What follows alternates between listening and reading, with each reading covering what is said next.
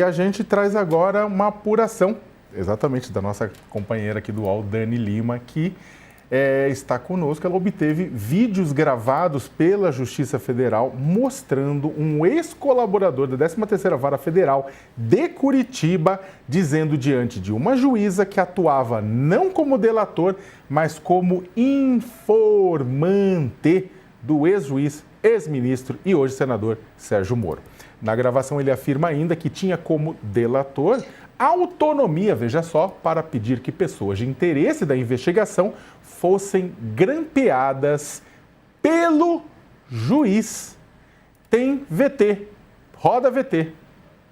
O tempo, doutora Gabriela, eu fui agente infiltrado do Ministério Público. Eu trabalhei por 2 anos e meio.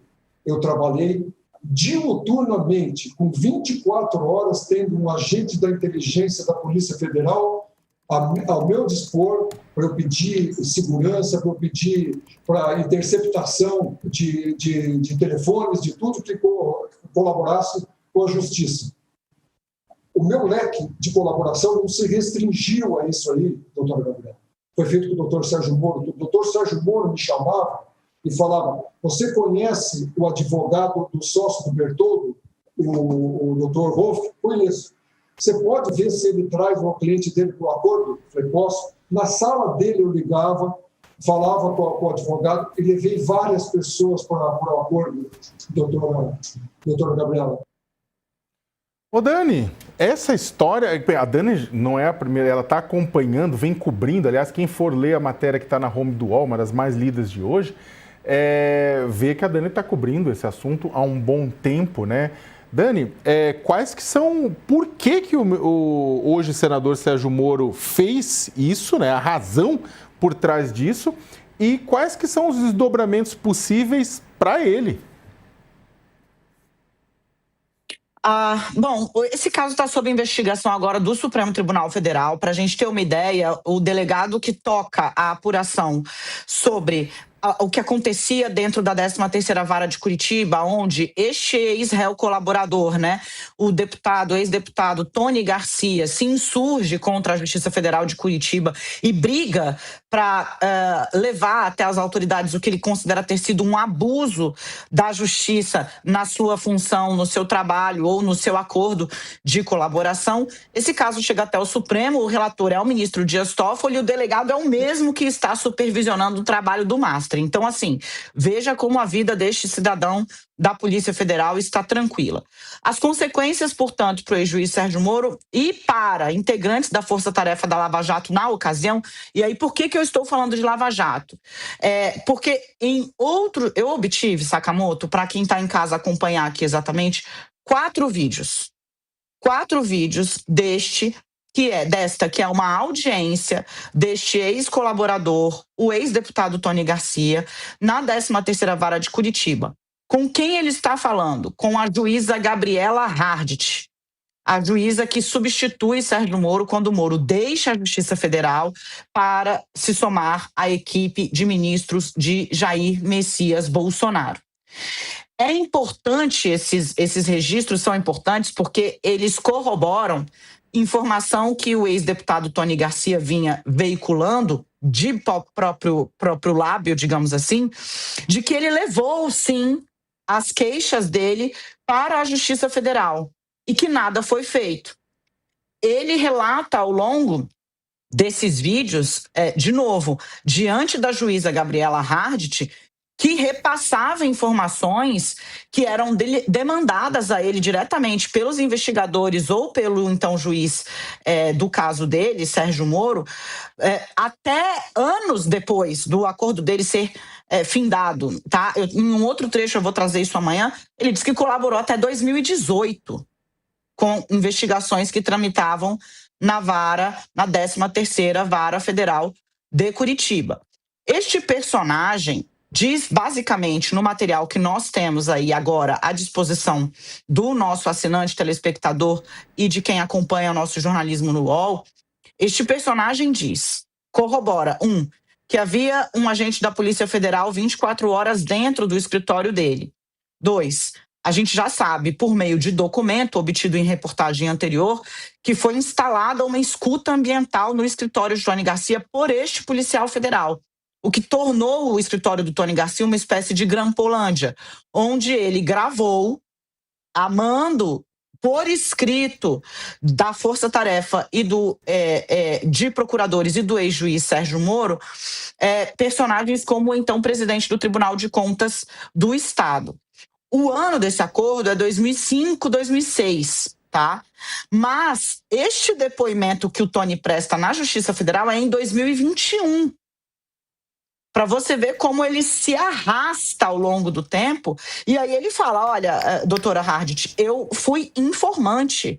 Eu discutia o andamento dos casos na sala do doutor Sérgio Moro, eu tinha o telefone dele, nós conversávamos sobre o rumo do caso e, inclusive, ele dizia, você não pode trazer essa pessoa para cá para colaborar? E eu levava. Isso não foi repassado às autoridades competentes. De novo, né? Isso demora anos e chega ao Supremo Tribunal Federal em 2023, quando Tony Garcia e outros colaboradores, inclusive Alberto Youssef, reclamam no Supremo terem tido seus direitos violados pelo então titular da 13ª Vara Federal de Curitiba. O caso está tramitando em sigilo máximo, esse não é um milésimo do material total que foi apreendido na primeira operação de busca e apreensão da história da Polícia Federal dentro de uma vara de justiça para pegar documentos que estavam sendo omitidos do Supremo Tribunal Federal, ainda que houvesse ordem de remessa. Quando o Tony Garcia vai fazer o pleito dele junto ao Supremo, por meio de seus advogados, ele diz, veja, eu reivindiquei que todo o material que eu obtive, as pessoas que eu gravei, etc e tal, fosse no mínimo juntado aos autos, mas eles não foram.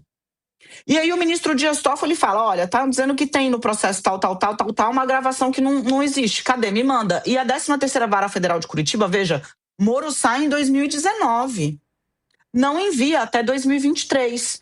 E nós tivemos no final do ano passado, dezembro de 2025, essa busca e apreensão na 13ª Vara Federal de Curitiba, onde esse material começa a aparecer.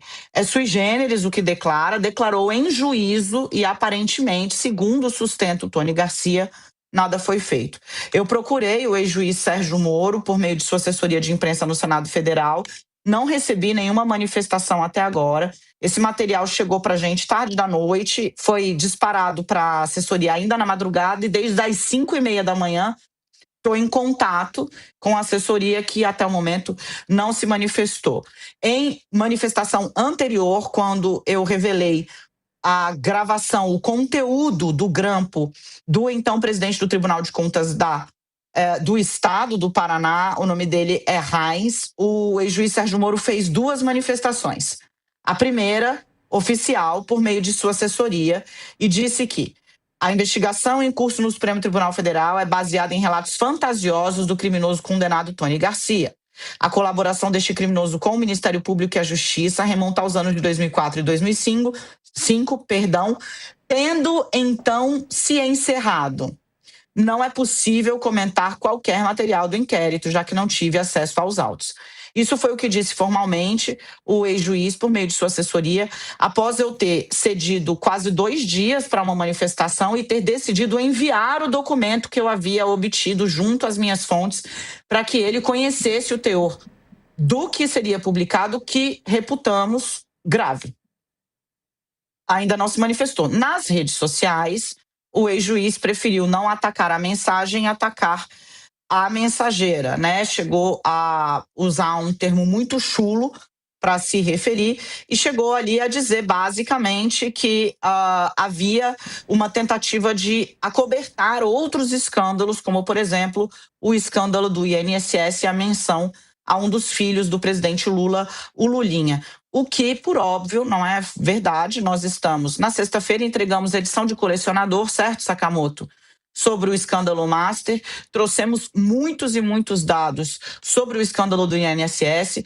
Não foi por outra mão, senão a minha, que tivemos acesso à decisão que levou à prisão, por exemplo, do careca do INSS, e decisão do ministro André Mendonça, que aponta um deputado federal como o maior recebedor de propina do esquema. Então, assim, estamos trabalhando em todas as frentes, mas foi a manifestação do então juiz nas redes sociais. Até o momento, diante deste vídeo, no qual, inclusive, a ex-juíza Gabriela Hardt aparece, até o momento não houve manifestação oficial do senador. A gente vai continuar falando do tema, né, da apuração da Dani, mas para o pessoal do YouTube, o pessoal da TV vai para um rápido intervalo e volta daqui a pouco. Dani, antes de mais nada, é claro, né? Todo mundo que acompanha o trabalho da Dani sabe a solidez e a seriedade do trabalho dela, então cabe nós não só respaldar, né, mas também dar toda a solidariedade a qualquer tipo de ataque, né, que ela sofra, principalmente ataques que... Sabe, porque é o seguinte, a gente até vê no jornalismo, tem ataques e ataques. Tem alguns ataques que você fala, pá, a pessoa, ela fez um ataque duro, né, etc, tal, mas ela...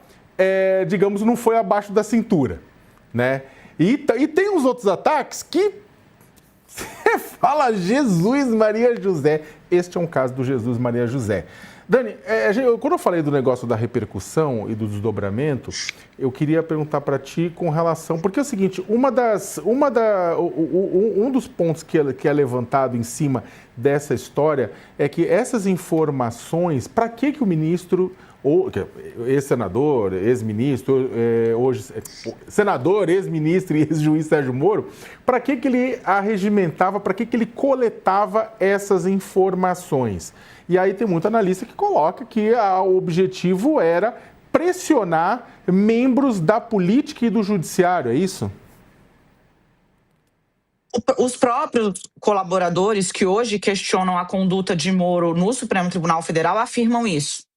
Que o ex-juiz utilizava essas informações e tinha um verdadeiro arsenal que estava engavetado dentro da 13ª Vara Federal, que atingia desde desembargadores do Tribunal Regional Federal da 4ª Região, que foram gravados, até isso, né, o ex-presidente do Tribunal de Contas do Estado. Então, autoridades, e é importante que isso fique claro, que não poderiam ser investigados pela Justiça Federal.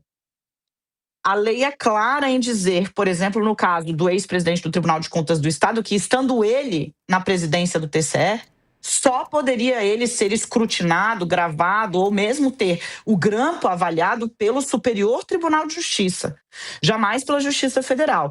E aí o que agrava é que é preciso mandar a polícia dentro da vara para que esse material que os delatores diziam que existia e que jamais havia sido entregue às autoridades competentes, fosse de fato colhido e coletado. Tá?